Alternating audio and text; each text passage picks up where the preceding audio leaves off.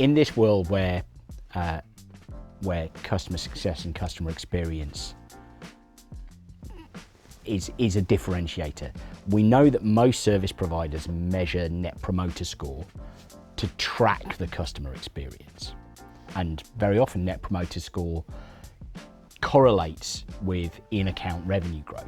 But the problem is that that's a backwards looking metric. So how are we seeing service providers start to use AI to get on the front foot in understanding customer experience?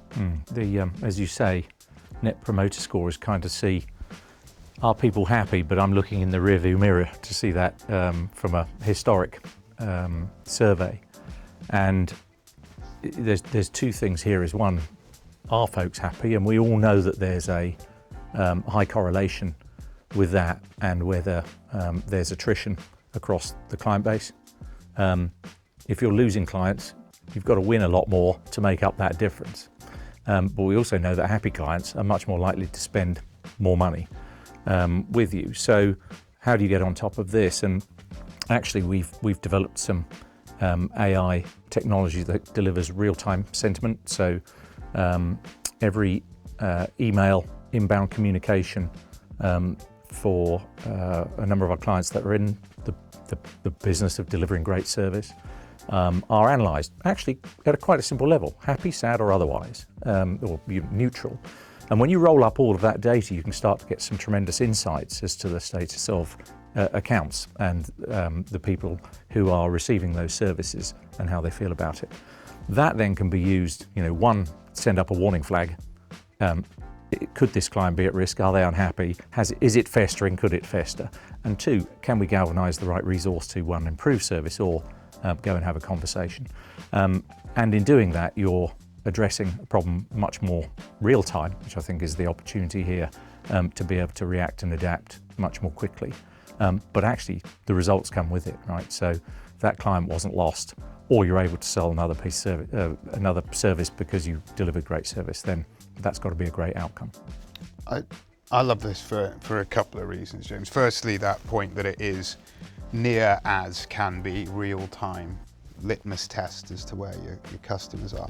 But also NPS, two things that I believe make it fallible, and neither of these will be revolutionary. But A, the only people who respond are really happy or really upset.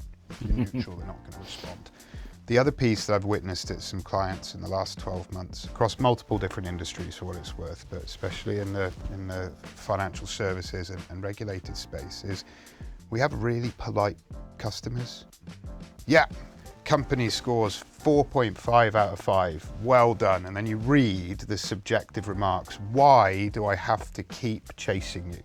That's not a 4.5 out of 5. That's a polite customer who doesn't want to say you're a 2 out of 5. So there's an element of NPS that then becomes a question mark for me. And with sentiment analysis, you're able to ingest all of this and say, actually, on a scale of our choosing, 1 to 5, 1 to 10, A to G, whatever you want it to be, where does the sentiment of our customer sit?